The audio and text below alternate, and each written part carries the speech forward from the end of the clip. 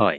এতিয়া আৰু হাজাৰ মাতিলেও কোনোদিনে অনুৰাগীৰ ওচৰলৈ নাহে প্ৰাণৰ শিল্পীগৰাকীক। অশ্ৰুসিক্ত নয়নেৰে কায়িকভাৱে স্বামীক বিদায় দিলে পত্নী গৰিমাই। জুবিন গাৰ্গৰ বিদায় পৰত সকলোকে একেলগে গালে মায়াবিনী ৰাতিৰ বুকুত। অসমীয়াৰ নিঠৰুৱা কৰি মায়াৰ সংসাৰ ত্যাগ কৰিলে জুবিন গাৰ্গে। জুবিন গাৰ্গৰ বিদায় পৰত সকলোকে একেলগে গালে মায়াবিনী ৰাতিৰ বুকুত। প্ৰাণৰ শিল্পীগৰাকীক শেষবাৰৰ বাবে সাষ্টাংগে প্ৰণাম কৰিলে লাখ লাখ অনুৰাগীয়ে। আজি সোণাপুৰৰ হাতেমুৰাত শেষকৃত্য সম্পন্ন কৰা হয়। জুবিন গাৰ্গৰ ৰাষ্ট্ৰীয় মৰ্যাদাৰে শেষ বিদায় জনাই শিল্পীজনক একোযাই তোপ ধবনিৰে শিল্পীজনক সন্মান জনোৱাৰ এতিয়া আৰু হাজাৰ মাতিলেও কোনোদিনে অনুৰাগীৰ ওচৰলৈ নাহে প্ৰাণৰ শিল্পীগৰাকীক। অশ্ৰুসিক্ত নয়নেৰে কায়িকভাৱে স্বামীক বিদায় দিলে পত্নী গৰিমাই। শেষকৃত্যৰ সময়ত এনেদৰে কান্দি কান্দি কৰ্তব্য পালন কৰিলে আৰক্ষী বিষয়া জুবিনবিহীন অসম এখন কল্পনাই কৰিব নোৱাৰে অসমীয়াই। নিজে ৰোপণ কৰা চন্দন গছৰ কাঠৰ টুকুৰাৰ উত্তাপতে বিলীন হৈ গুচি গ'ল মহান জুবিন। 2017 চনত নিজৰ জন্মদিনত কলাক্ষেত্ৰত নিজেই ৰোপণ কৰিছিল চন্দন গছজোপা।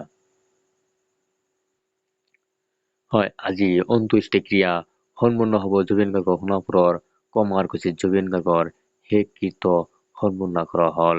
প্ৰাণৰ শিল্পীগৰাকীৰ অন্তিম শয়নৰ বাবে কুমাৰকুছিত শেষকৃত্যস্থলী সাজু কৰি তোলা হৈছিল। ইতিমধ্যে সেই স্থানত সমাগম ঘটিছে ব্যাপক সংখ্যক লোকৰ। জুবিন গাৰ্গৰ মৃত্যুৰ ৰহস্যৰ মাজত সোমাই পৰাৰ ফলত তেওঁৰ মৃতদেহৰ পুনৰ মৰণোত্তৰ পৰীক্ষাৰ দাবী উত্থাপন কৰা হৈছিল। পৰিয়ালৰ অনুমতিৰ পিছত মুখ্যমন্ত্ৰী হিমন্ত বিশ্ব শৰ্মাই পুনৰ মৰণোত্তৰ পৰীক্ষা ঘোষণা কৰিছিল। সেই অনুসৰি আজি গুৱাহাটী চিকিৎসা মহাবিদ্যালয় হাস্পতালত তেওঁৰ মৃতদেহৰ মৰণোত্তৰ পৰীক্ষা কৰা হৈছিল। যোৰহাটত জুবিন গাৰ্গৰ অন্ত্যেষ্টিক্ৰিয়া তথা সমাধিৰ বাবে যথেষ্ট দাবী উত্থাপন হোৱা পৰিলক্ষিত কৰা হৈছিল। কিন্তু পৰিয়ালৰ অনুমতি সাপেক্ষে এতিয়া সোণাপুৰত জুবিন গাৰ্গৰ শেষকৃত্য সম্পন্ন কৰা হ'ল। যোৰহাটবাসীৰ আদৰৰ প্ৰতি লক্ষ্য ৰাখি মাংগলিক অনুষ্ঠান যোৰহাটত আয়োজন কৰাৰ বাবে পৰিয়ালে সিদ্ধান্ত লয়।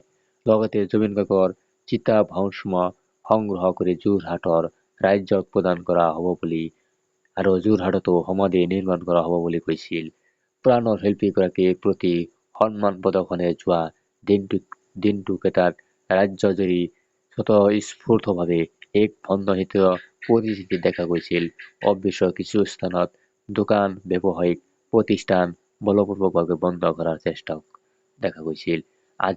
কিন্তু আজি 2 বজাৰ পিছত দোকান পোহাৰ খোলাত বাধা দিয়াৰ সকলৰ বিৰুদ্ধে কঠোৰ ব্যৱস্থা লোৱা হ'ব বুলি ঘোষণা কৰিছিল অসমৰ মুখ্যমন্ত্ৰী হিমন্ত বিশ্ব শৰ্মাই। জুবিন গাৰ্গৰ অকাল মৃত্যুৰ ৰহস্যৰ মাজত সোমাই পৰাৰ পিছতে তদন্তৰ দাবী উত্থাপন কৰা হৈছিল। ৰাজ্যৰ ভিন্ন স্থানত এই সন্দৰ্ভত বহু এজাহাৰো দাখিল কৰিছিল। ইয়াৰ পিছতে চৰকাৰে এই বিষয়ক CID তদন্ত ঘোষণা কৰিছিল। সামাজিক মাধ্যমত বহু লোকে প্ৰকাশ কৰিছিল প্ৰতিক্ৰিয়া।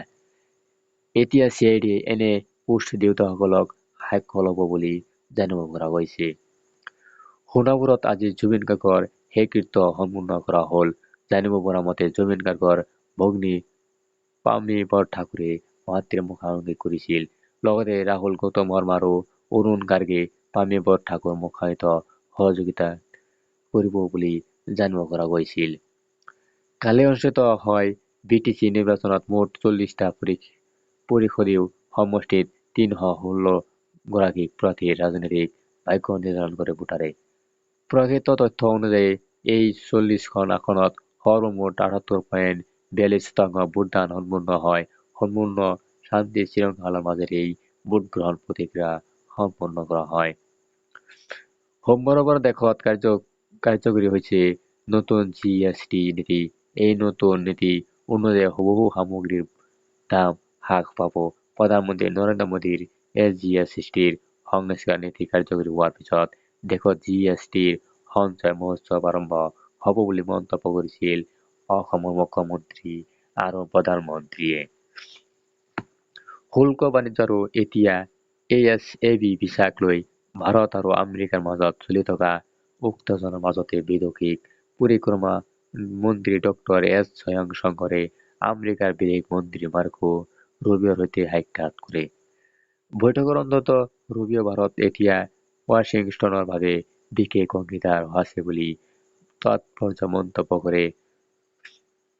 কালি প্ৰদান কৰা হয় ফুটবলৰ আটাইতকৈ সন্মানীয় ব্যক্তিগত বঁটা বেলন ডি'ৰ এবাৰ এই বঁটা জয় কৰিছে তাৰকা ফুটবলাৰ ওছমানে ডেম্বেলে।